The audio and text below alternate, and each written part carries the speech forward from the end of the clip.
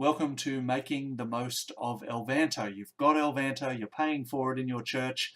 Now, how are you going to use it?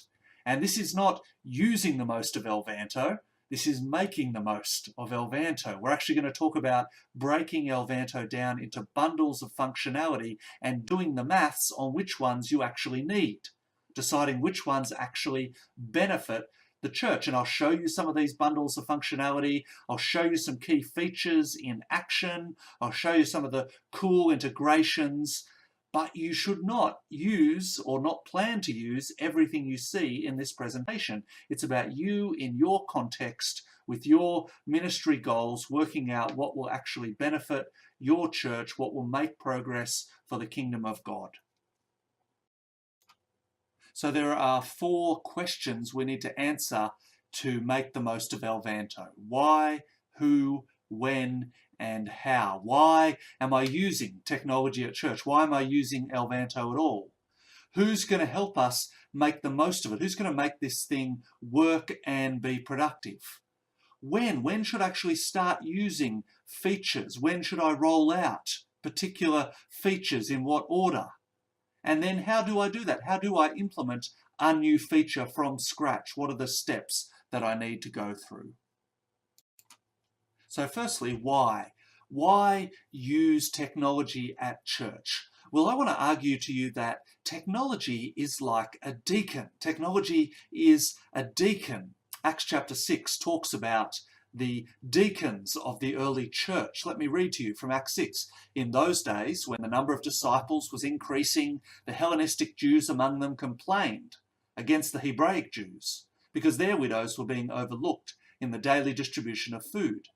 So the 12 gathered all the disciples together and said, "It would not be right for us to neglect the ministry of the word of God in order to wait on tables.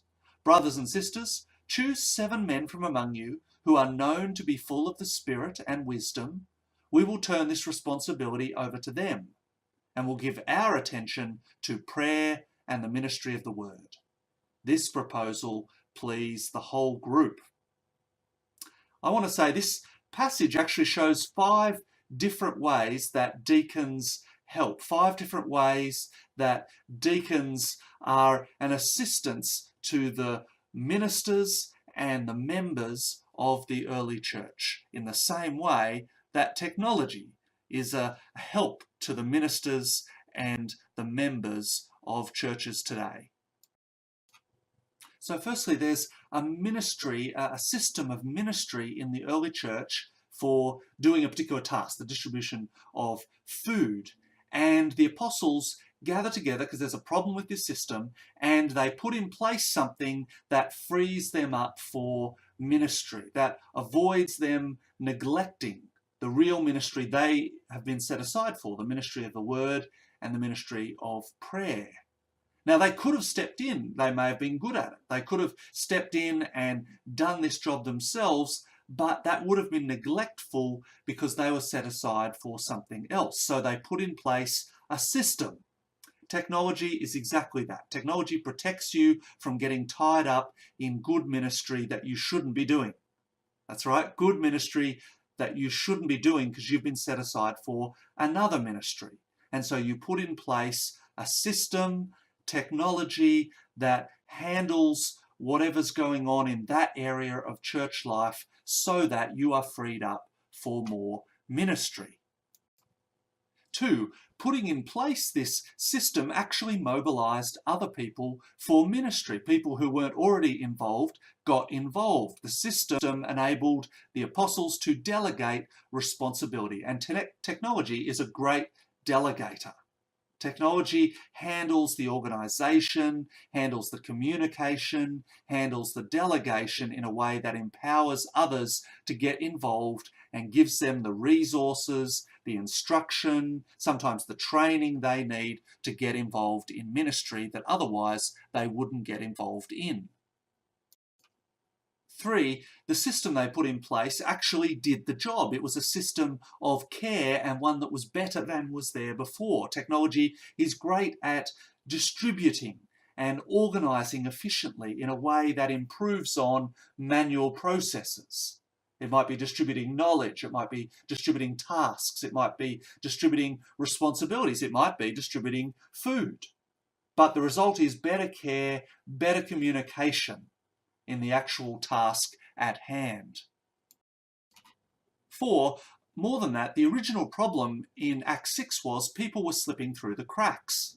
The new system was more thorough, and technology is great at thoroughness, at providing a safety net, at providing reminders, making sure the task doesn't get overlooked. People don't get overlooked. Technology can cover our human fallibility. It's not infallible itself, but it does help with our fallibilities, our failures. And fifthly, this proposal pleased the whole group. The end result was actually pleasure, that is, satisfaction. Morale was restored in the early church. This poor system was actually sucking morale from the church. They put in place something that restores morale. People are happy now that things are covered, people are being cared for, people are doing the right ministries, and others have been moved into ministry. Technology can actually be used to encourage people.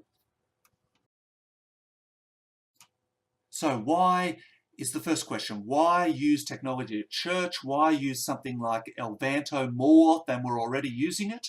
Because of those 5 reasons. It's like a deacon. It gives more time for ministry. It mobilizes people for ministry. It provides better care and communication. It helps less people slip through the cracks. And it improves church morale.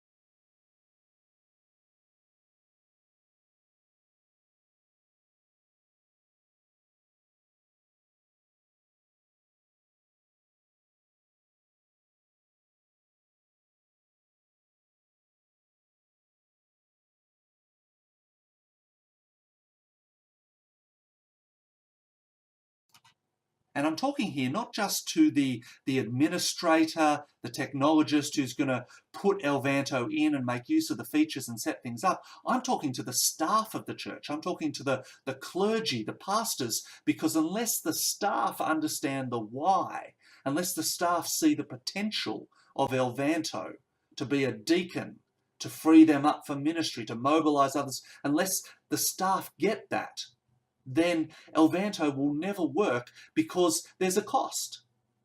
There's an upfront cost you have to put in to get out. There's an investment of time and training and effort. There's a time in which people need to be convinced over and over, no, this will be a good thing. It will help us in our goals as a church. And that needs to come not just from the back office, it needs to come from up front, from the staff convincing others of why this is good for ministry. The staff of the church need to communicate the why in a way that lets people see the kingdom benefits, that gives them a theological reason to do this. Not just saying this is cool, this is what everyone's doing. It's for them to be convinced that this is going to help us as a church do better care, promote the gospel better, more efficiently mobilize people for ministry. Unless the staff are willing to endure the upfront cost of putting in something like Elvanto, releasing new features, and this happens each time, each new step, each new bundle of functionality, each time you've got to invest for that time that it takes for people to start seeing the benefit. And the way you endure that is by having the why straight. So that leads us to the first who. The first who is the ministry team. The first who is the pastors of the church. Simon Sinek has written a famous book called Start With Why. And he says, for a message to have real impact, to affect behaviour, to seed loyalty, it needs more than publicity. It needs to publicise some higher purpose, cause, or belief to which those with similar values and beliefs can relate. So who? First of all, the ministry team need to be convinced. They don't need to do it, but they need to be convinced why we're doing it and communicate that to others. They need to champion the process. They need to model the usage. They need to talk it up and show people from the scriptures. This needs to be an application of scripture, that the reason we're doing this is we see a benefit for the sake of the gospel. Now, the other thing Cynic says in his book, though, is that once you've got a why person, you almost always need a who person to go alongside them and actually convert the why to the how. To convert the why to the how, you need another who. You need the person who can implement the vision and who can actually make use of Elvanto. Now, who do you choose to do this? Well, often we go to the person who's in the office already. That may not be the right person. In fact, this may be a chance to mobilise someone else for ministry. But unless you have the right who, it's going to make the how very difficult. So the right who to implement new features in Elvanto, to get things up and running, is someone who is firstly a digital native, someone who has grown up with technology or who has been able to pick up technology in a fresh way, able to learn things and not continually struggle but settle into the use of technology, particularly Web 2.0. The use of a product like Elvanto requires some good instincts of how the web works. They also need to be a problem solver. They need to be someone who is motivated to, when they can't get something to work, to go off and research and seek help. Of course, they need to be contactable. The ministry team, the members of the church, when they're trying to make use of new features, they need to be able to get in contact, or very quickly they'll give up and find alternative ways that subvert the system that you're trying to put in place. They need to be someone relatively permanent, someone who's around for a while and can see things through, and someone who's not going to disappear and take their hard-earned knowledge with them. And they need to, at the same time, be someone who documents stuff, who doesn't have to be chased up to write down the way things work, someone who's able to provide guides and develop guides for the rest of the church, the ministry team, to make use of. And lastly, Acts chapter 6 again, they do need to be someone full of the Spirit and wisdom. If you get someone who's a little bit disgruntled, someone who doesn't suffer fools very graciously, then again, they're going to turn people off. No one's going to come to them. And again, they'll start setting up their own little competing ways of doing this task that will defeat the purpose of using Elvanto.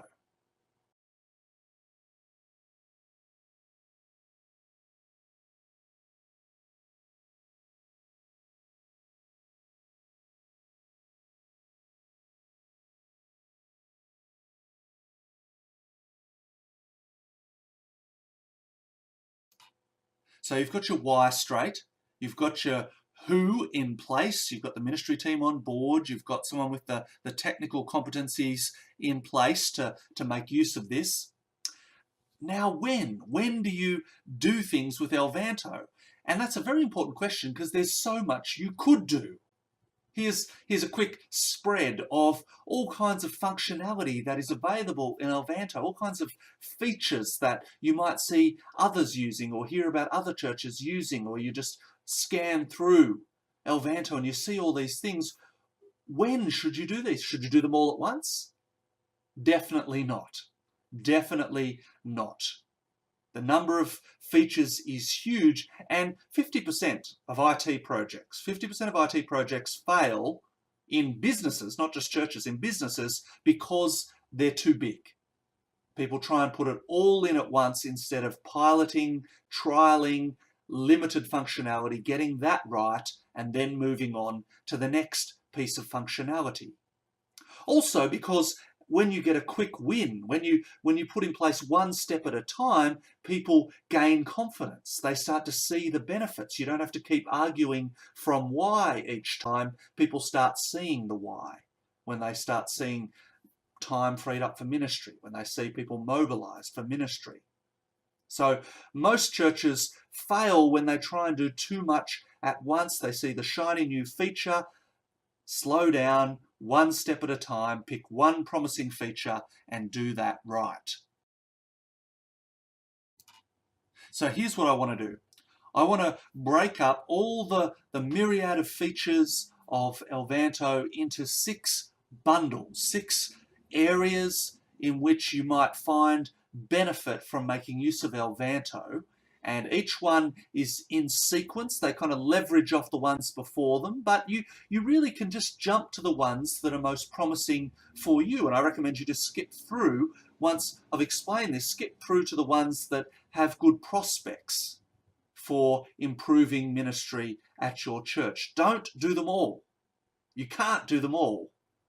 But if you need some guidance, I would recommend the first 2 is where you start. You'll get a lot of bang for your buck in terms of time if you make use of just contact management and service planning. And even if you have some of those things implemented, you'll see there might be areas of functionality, there might be integrations in those bundles that you haven't made use of yet. But with each one, what we're going to do is we're going to do the maths. We're going to say, here's the benefit, but here's the cost. And we want to think about, will this actually be used? Who's in my congregation? Who's in my church? Who's actually going to use this? And where is it actually going to save them time?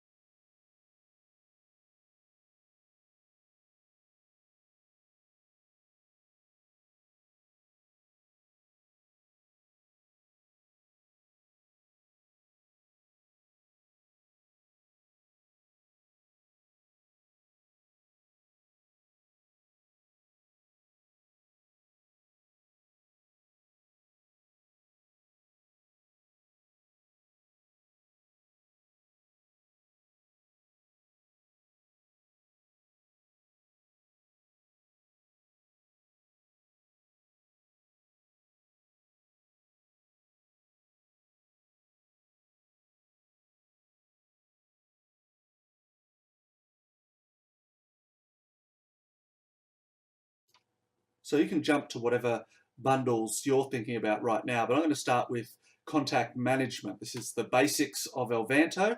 You import into Elvanto, when you first install it, contact details, people's phone numbers, addresses, emails.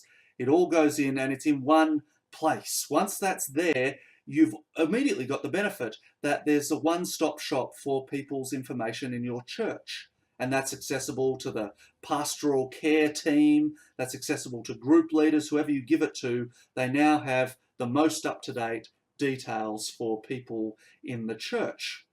You can then, of course, delegate out as well. You can delegate the administration to others. They can take in a stack of contact cards from Sunday services. People can call up, and instead of your clergy, your pastors having to do the updating somewhere, it can be done by anyone with access to the internet who you give access to do this for you.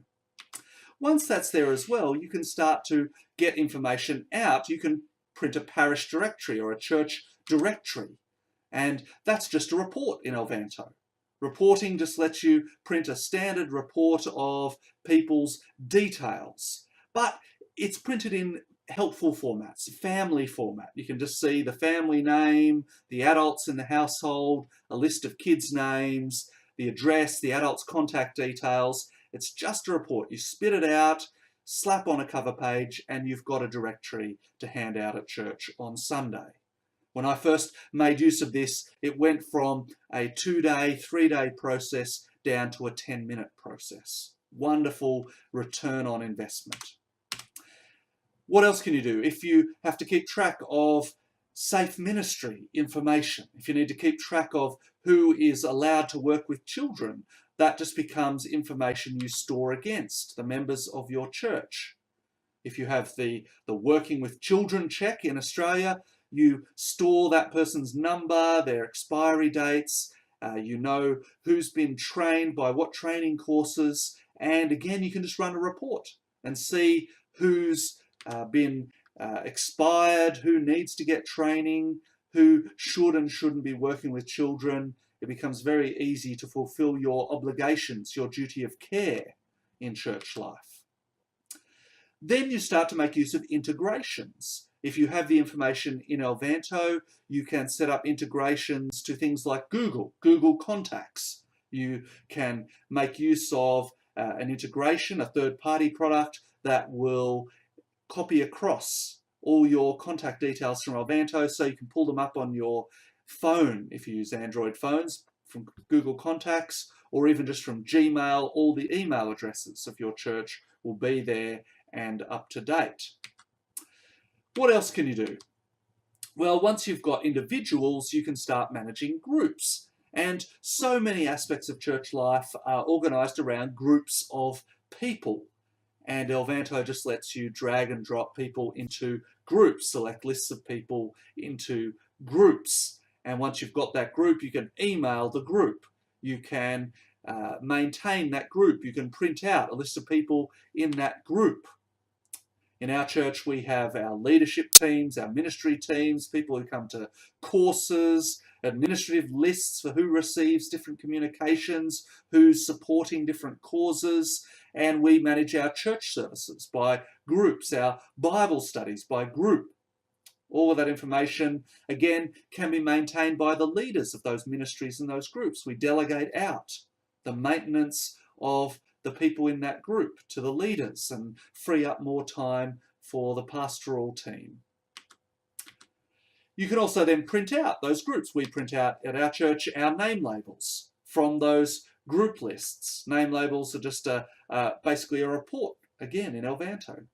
They print out a standard format you set up, and you just put in your name labels, and they're printed out every week ready for church. Of course, you can go a step further and do check-in online and actually have little stations set up in the foyer of your church, little iPads if you like, little Dymo printers that are set up that people can print their own name labels, all because you've got the contact details in there already and you've got people arranged in groups so you know where they belong. Email distributions. One of the big things in church life is, how do I get the communication to the group of people I'm interested in? Well, once the details are in there, Elvanto has its own email client and it will just look up the list of people in your group. You can select a group and then prune the list for those who are most relevant. You can have template emails, all kinds of things that cut down the time it takes to communicate different things in church life. You can also integrate to other third-party email products, of course, MailChimp.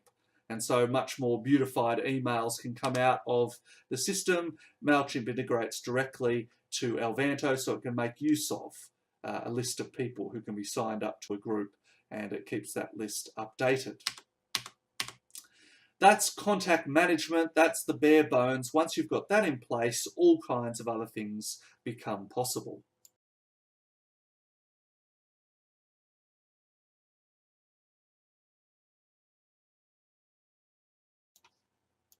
Let's talk about service planning. When you register the details of your services in Elvanto, you open up a whole bunch of functionality to do with how services are organised and recorded and reported and communicated. And For many churches, Sundays or the day of their main gatherings is the centre of their activity as a church. And so it's very important to make use of that in mobilising people for ministry and freeing up time.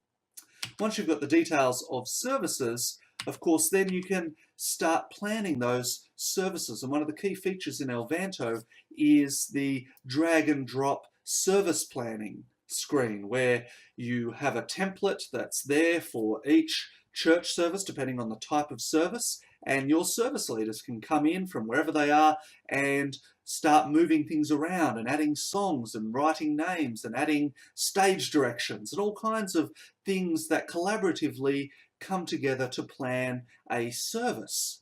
Once you've planned the service, of course, you can print it.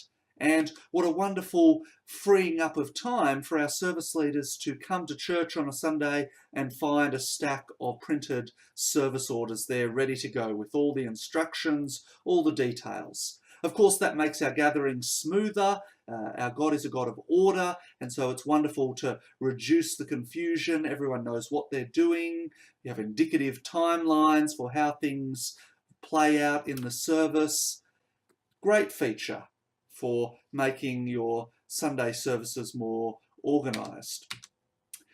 Once you've got the services in there as well, of course, you can start reporting on those services. And each week you may choose to record all the members of your church who are in attendance. You can sit there with your iPad and just tap through the list of regular attendees to see who's there. Or you can, in summary, record how many people were there, how many first-timers. So all kinds of ways you can, from week to week, keep track of who's around. Why would you do that? Well, not in order to glory in the number of people you have, but of course to notice who's not there.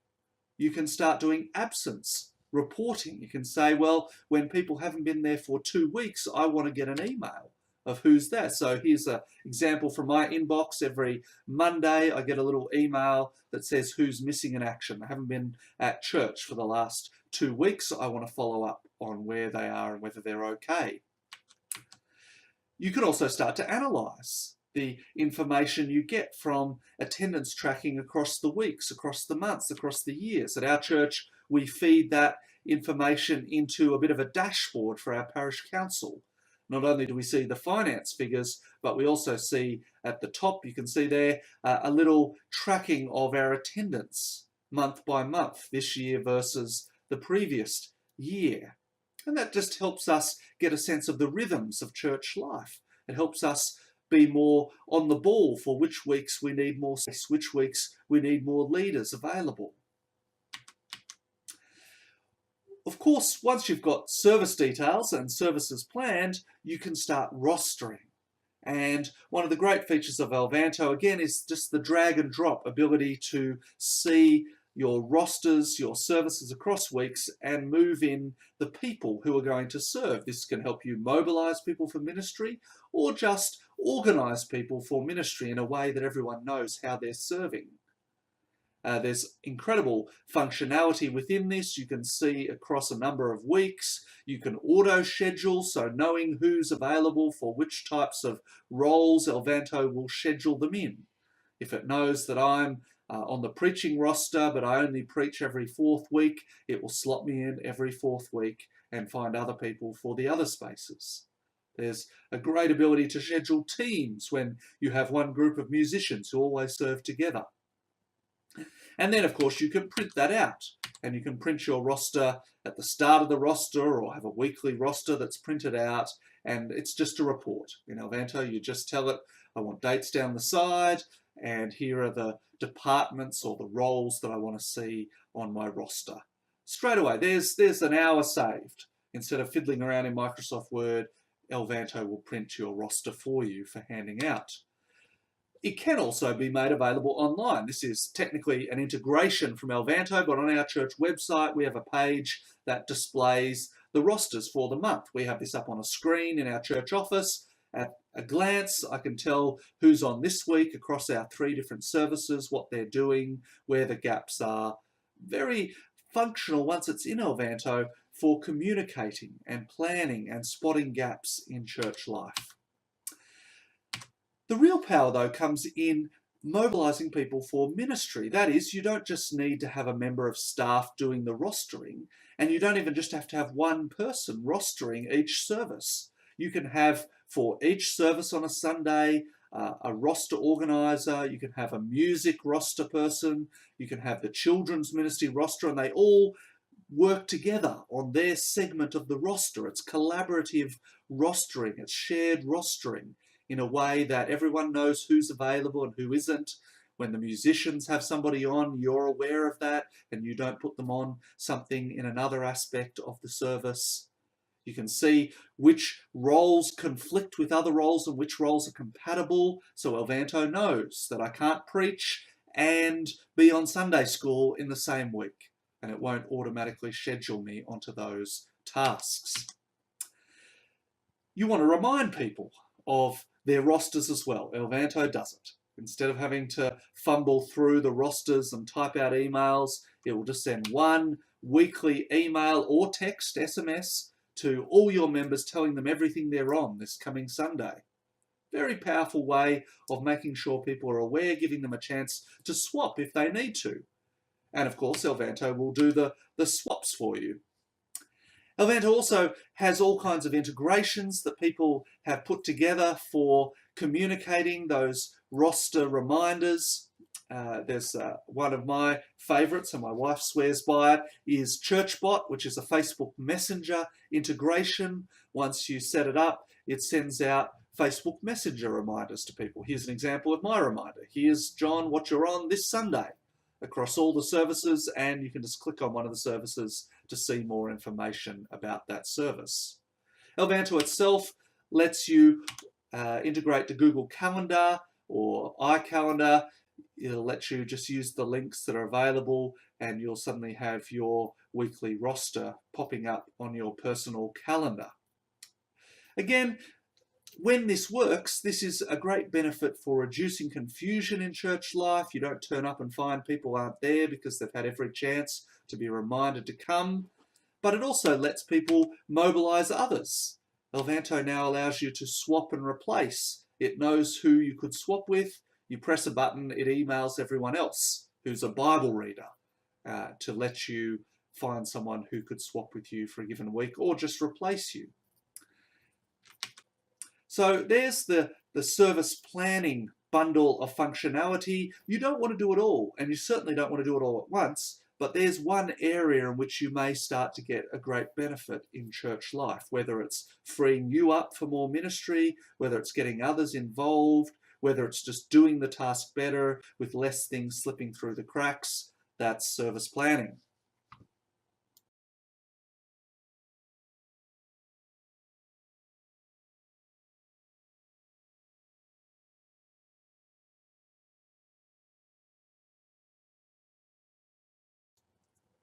Music management is a bundle of features that you may or may not find useful in church life, but for many larger churches, it's a great way of coordinating the music and also keeping track of what music's been used and fulfilling your licensing obligations by keeping track of it. So let's talk music management.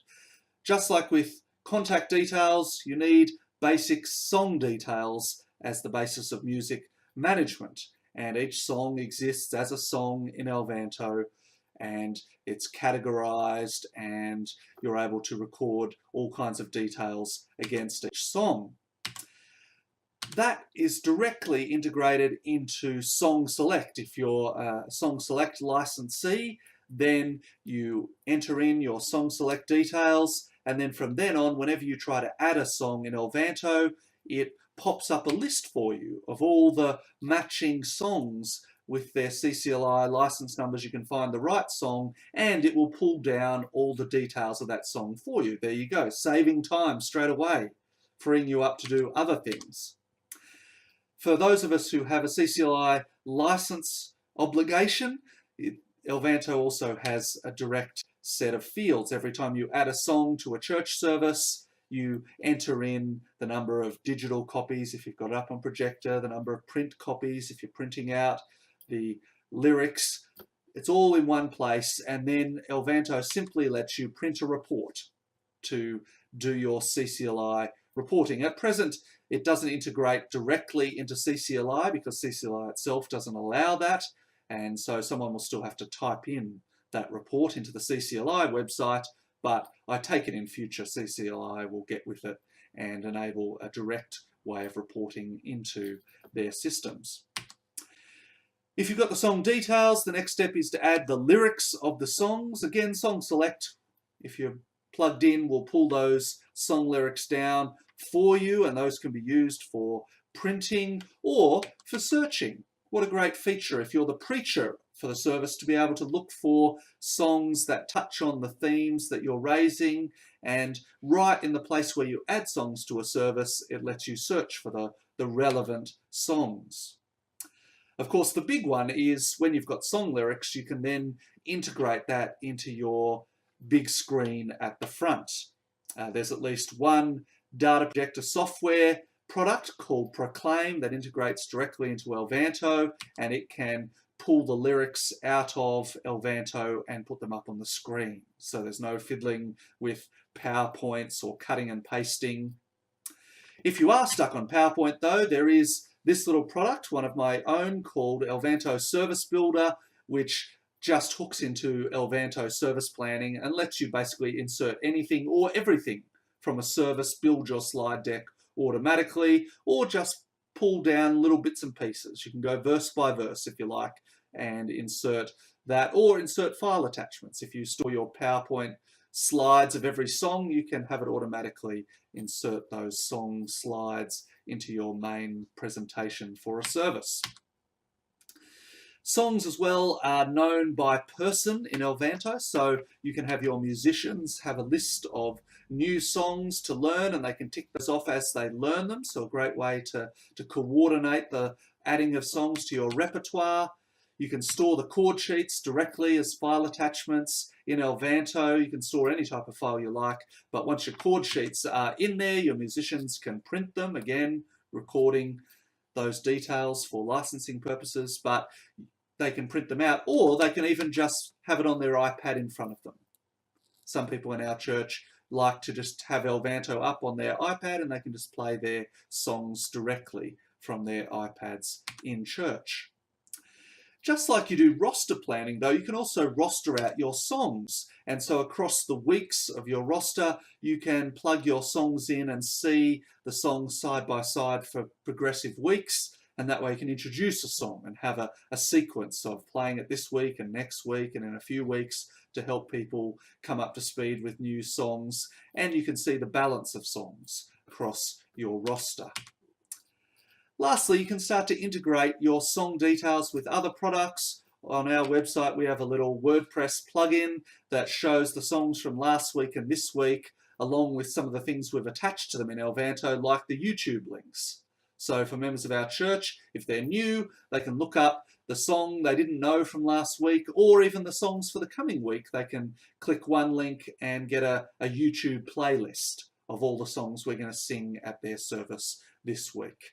So if you want to see music become a greater agent for edification at your church, it's worth having a look at the music management bundle of functionality.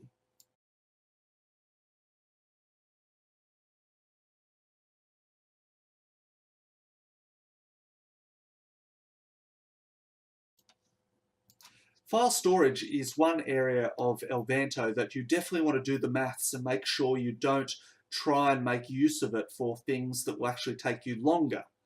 And that's because Elvanto allows you to store files, but so do many major products these days, and they all have their own file storage ecosystems, and once you're invested, it's very hard to get out. So Google Drive, of course, have their product, Microsoft have OneDrive, there's Dropbox, and each of them kind of does the same thing. And the disadvantage of Elvanto that you need to know up front is Elvanto doesn't have some way of automatically syncing your files from Elvanto to your PC or your desktop. All the other products do that for you. There's a little icon on your desktop or somewhere where all the files are just automatically downloaded. Elvanto doesn't do that. You're uploading files to the cloud and they're stored in Elvanto, but at some stage they have to be downloaded to be made use of. So having said that, let me show you how it works in Elvanto. It stores files in folders, so basically you create a series of folders that you want to store files, and you can go without folders, but otherwise it gets very messy. In our church, we mostly use it for our parish council, our leadership team of the church, and we don't use it for other things. We use Google Drive for a number of other purposes, like the storing of PowerPoint files for services and things like that. But we use Elvanto because it does give us an ability to lock down different files to those who should be able to access them according to their role in the church. That's something Google Drive and others can't do. You've got to create the security on each file, set up a parallel security system to manage your file security when you use one of those third-party products. But in Elvanto, for example, you can say only members of my parish council group can see the parish council files, and that's a very useful feature, and that's one area you may want to consider. So you have a series of folders, you place files in them. In our case, we use it whenever we have a parish council meeting. All the attachments to those meetings are in Elvanto, so they're available. My agenda is there, and I just link to those files instead of having to have an endless series of attachments. Of course, like other products like Google Drive, you can actually email around links to your files from Elvanto, and you can make them publicly accessible or locked down by security. So it's handy to be able to send people a link to the latest bulletin or some particular policy document, and you just send them a link. And so they always get the latest version of the file. You can also store images, and this is one place you might choose to store your image assets, your branding for different things in church life. And again, you can lock it down to those who have permission to use those images, but you can keep a link, an image URL there, and link it to your website. So your website can link into the latest version of particular files, particular images that you want to always be up to date. You may use it for service attachments. You can attach to each church service particular files that are relevant, although your storage, I believe it's 10 gig at the moment, may fill up very quickly if you start storing videos, and it may not be as easy as some of the other file management, file storage products out there. But certainly that's one place you can use file storage against songs and services and individual items in the service. You can also store your guides. It may be that you want to use your documentation for Elvanto to be stored in Elvanto, and you can set up links from the Elvanto menus so all the guides are there to train people in different aspects of church life. If people are going to come on board and be mobilized for ministry, they'll need some kind of training. You may want to use the file storage in Elvanto for that. In our church, we do our policies in Elvanto, and one of the great advantages to storing all our policies is that it gives you version control. And that means when we update a policy, it's still there in the history of that file in Elvanto, and we can go back to a particular version and see who created it and who uploaded it and what's changed. Quite a handy way. Again, Google Drive will do that for you, but having it in Elvanto may be one way to have complete control and be confident of your control of secure documents. So there you go, file storage. You may or may not want to make use of that feature.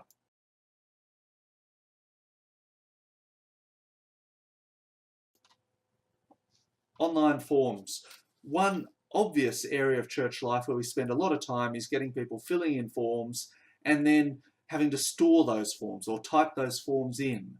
And so, of course, it makes sense to move to online forms to save time in your administrative staff. Certainly, if you're doing that as a pastor, you want to shift as many forms as you can online.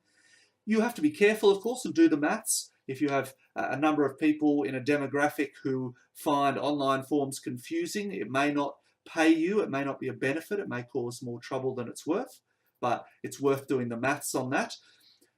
Then you have to choose where to start. I'm going to go through in kind of an increasing order of complexity. One of the most obvious ways to use online forms is just to do rego. By that I mean registering people for different ministries.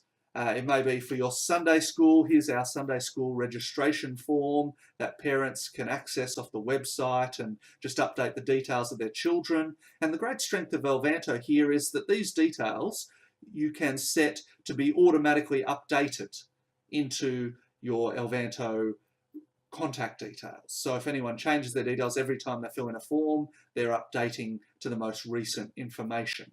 Of course, you can set it to give approval before you actually update people's details so they don't trash their own data, but it's a great feature to have these kind of forms feed directly into your Elvanto contact details. Surveys, also very handy in church life to be giving feedback mechanisms for people to let you know what's going on. Permission forms for individual events. These forms, you can automatically add people to groups when they fill in a form, so you can create permission groups for those who are going on particular outings. Volunteering, if you want people to sign up to serve in different ways, they can do it via a form, and that will automatically feed them into a group or change some setting on their account in response to filling in a form. They can sign up for a course, and that leads, of course, to event management. And by event management, I mean those kind of events where you want people to register. Perhaps you're selling tickets, but you need to record the details of a particular event and then start attaching people to that event, letting them sign up for that event. So you can see here just one example of a gingerbread event that we had at church. All the details of that event are there, including the ticketing. So the ticketing for that event, you choose different payment methods, you set up different types of tickets, and then you give people the link and they can start registering. Elvanto will issue them with receipts. You can integrate then to PayPal, and they can actually pay your church directly, get receipts. You've got a list of everyone who's coming, who's paid, discount codes. There's some incredible functionality there. Again, you could do it on a third-party site, but the strength here is that those people in Elvanto, now we have a record of their activity, that this person in Elvanto actually attended that event. And we start to build up a picture of who's going to different events, and we can start analysing that information. That's online forms.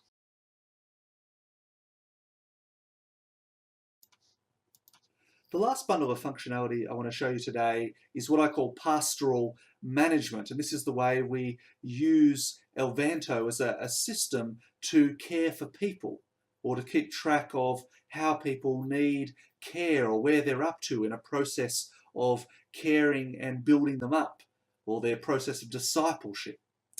The main way we do this is a feature called people flows. People flows really are for larger churches. If you're in a small church, you do this instinctively. You have a head knowledge of where people are at. Maybe you have some simple system on paper, but people flows track these things in Elvanto attached to an individual in the system, and so it's a good way of handling large numbers of people going through the same process. What might that process be? The most common churches use this for is for newcomers, so for integration in a church. How does someone move from coming the first time to getting welcome, to receiving a phone call, to being invited to a group, being plugged into a ministry? All those things can be linked together as tasks we'd like to see that person go through, not to treat them as a number, but to make sure they don't slip through the cracks. In our church, we only have 3 people flows. We're a small to medium-sized church, so we don't need much more than this. We have a process for newcomers, a process that I use personally for funerals, and a process for when people leave the church, like an exit process, to handle that well and gain insights into why that person is leaving. So people flows, firstly, you might look to implement newcomer integration. And so you set up a people flow. It consists of a number of steps, and each step is something you want that person to receive or do or go through, or some point of contact. You can see our newcomer flow here has an initial setup where we just set the relevant details in Elvanto. This is an admin step, but then there's contact. This is passed off then to the pastoral staff to send an email or an SMS. A couple of days later, a welcome card. Down the track, a few days later, each of these steps are timed and they're assigned to people. We want to make sure they're invited into a Bible study group.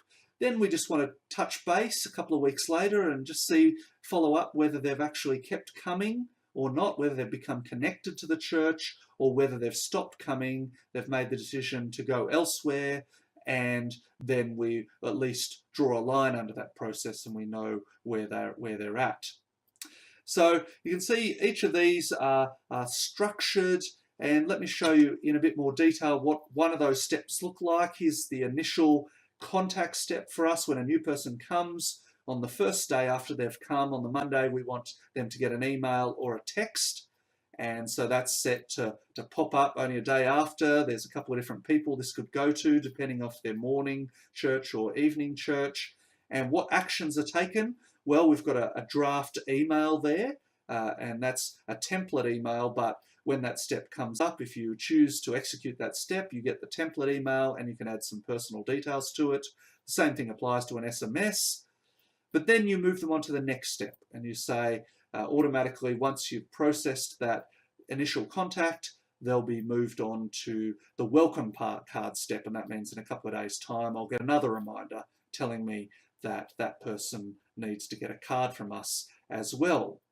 We also use this to make sure those people aren't unduly contacted, and so we make use of some nifty functionality. Elvanto automatically turns off emails to our newcomers once we've sent the initial contact. We then make sure they don't get an email asking them to come along to a working bee 2 days after they've first visited the church. So that's the kind of power. You start linking these steps together. You can link people flows together. You can include it in managing them in groups. But there's all kinds of things you can do this with. Training and orientation. You may want to track the steps someone goes through to become a Sunday school teacher or a service leader. You might want to track your births, deaths and marriages through this, and there are various official steps that need to be followed. Documentation, training, all kinds of things. When people leave your church, you want to know why and get a sense over time of the categories, the trends that might be there in church life that we need to address. But once we've got people flows in place, there are also opportunities just to create our own kind of custom pastoral systems. And the main way you do this is by taking notes and recording notes against people who you want to care for in church life. Here's an example. I've created just some notes against one person in Elvanto. These can be private notes. They can be given access to by different categories of people. But in this case, we have a pastoral care team, and we want to say to them, for this person we're caring for, we're giving them lifts to church. Here's how that process worked out. And then anyone on that pastoral care team can see how that process is going and whether something needs to happen to care for that particular person. How does that turn into a system? Well, in our church, we actually have a list of 40 volunteers who have volunteered their services in all kinds of ways. Some of them are able to babysit, some of them might be able to cook a meal, someone might be able to give transport. People volunteer, and then our pastoral care team have access to a very simple report that shows all the people who can care. And if they're looking for someone who can visit a nursing home, they just start typing in nursing home, and that list will reduce down to those 7 or 8 people who do nursing home visits. Very quick way to identify someone. Once that person has been rung up and asked to care, then we actually write those pastoral notes against the person doing the caring so they don't get burnt out. We know how often they're caring, we don't ask them too often, and the person being cared for. We'll take a note of who's caring for them and how, and we can keep track of overall how that person is being cared for in church life. On top of that, we stay abreast of the overall caring situation by a weekly email, a weekly report that goes out to all our pastoral care team that just lists all the notes that have been lodged in the last week. And so we can quickly see, all right, that person's caring over there, those people are being cared for. Oh, there's someone new who's needing a bit of care. We can get an assessment of the overall pastoral context in which we're working to care for people. There's an example of the report right there, and you can see the weekly report lists all kinds of types of care that have happened. And as a pastor, I value that list because I can quickly see if there's anything I need to get involved in as well, or just to be aware of in my prayers or in my conversations. So that's how you create a bit of a custom system. You may hook into some third-party services at that point. Elvanto doesn't currently have a way to roster individual groups for care, but that may be an upcoming feature, being able to create a group and then roster members of that group for one particular purpose, like making meals. At present, we do that using a third-party site called Take Them a Meal, which has a very efficient way of preparing a meal roster. So you may want to organise to a degree in Elvanto and then make use of some other product. That's pastoral management. It's kind of roll your own way of using those Elvanto features to take care of people in church life.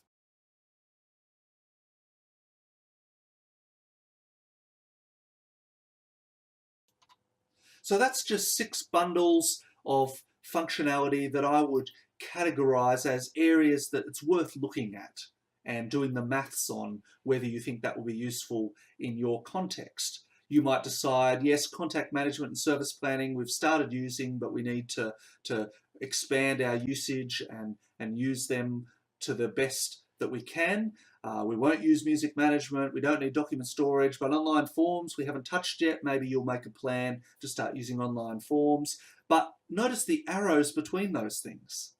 If you haven't got one, start at the start and make sure you do that well and get people's confidence up and then move on to the next one. The great mistake is to try and do it all at once and end up doing it badly, losing confidence, and you end up perhaps not using Elvanto at all. Pick the most promising ones and develop a rollout plan. But you don't just do it for the bundles. Even within each of those bundles, you might choose particular features that you think will provide a benefit to your church and those features that would just be distractions right now. And so you want to earmark the features and build them into your rollout plan as well. We're going to contact management, but only these parts to start with. And after we've done this well, then maybe we'll add something else or we'll have a review. And so we put the bundles in order, but we also put the individual features within each bundle in order in which we want to roll them out as well. So for a while now, we've been talking about when, that is, being very careful, doing the maths on which features we should put in place and when, in what order, and which ones we shouldn't put in place. That's the when question. But we do need to get to the how question, and that is the question of the rollout steps. We've made a plan in terms of order, and that's the when, but what about the how? Well, I keep saying it, same steps each time, one step at a time. Let me give you an example. Make the ministry case. Number one step, why are we going to use this? Is it really going to benefit us? Is it going to free up time? Is it going to mobilize people for ministry? Is it going to stop them slipping through the cracks? What's the benefit here? And what are the costs? How long will it take to do this? Can we really push through long enough to make this worth its while? There'll be some benefits, some costs, add them up, decide, are we going to use this feature? Second, start small. Trial one congregation if you need to. Get them up and running, make sure you work out the bugs before you move on to the next congregation.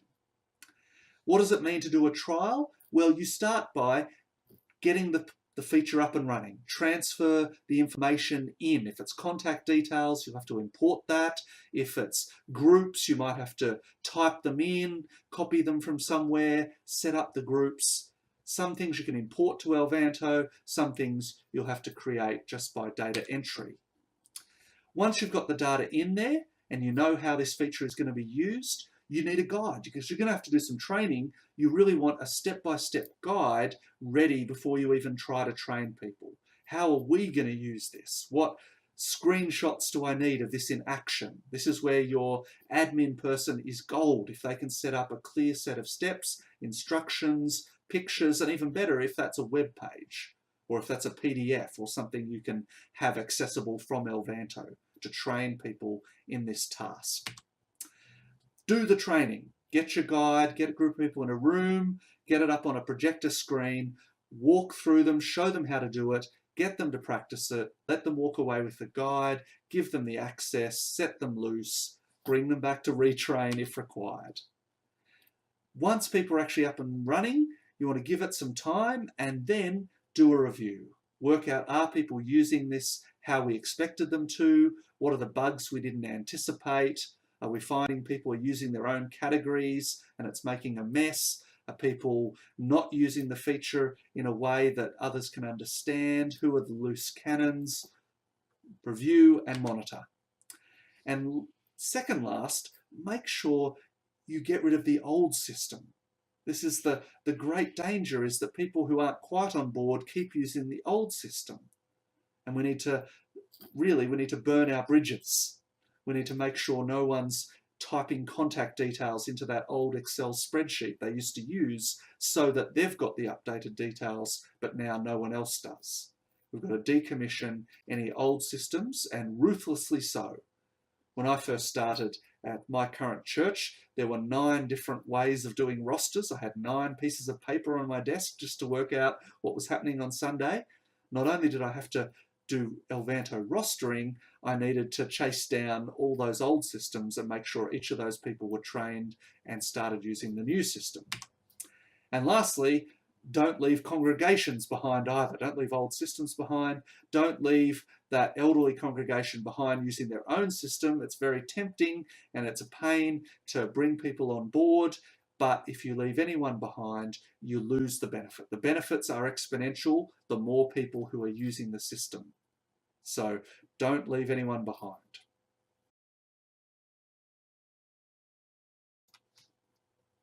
And the last thing I'll say about how is use the resources you've got available.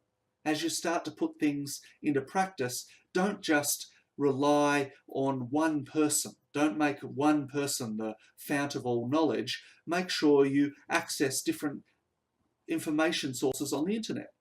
Elvanto itself has an extensive help menu and help videos. It's got a great Q&A section. Make use of that. Become familiar with where to go to get the information. On Facebook, there's an official Elvanto users Facebook group, and that's a very fast and responsive place to get answers to your questions, especially questions on how to use features. Not only do the support staff from Elvanto get on that group, but dozens and dozens of churches with great experience in Elvanto are there to give you examples of how they're using it, integrations that they've found that are helping them make the most of Elvanto.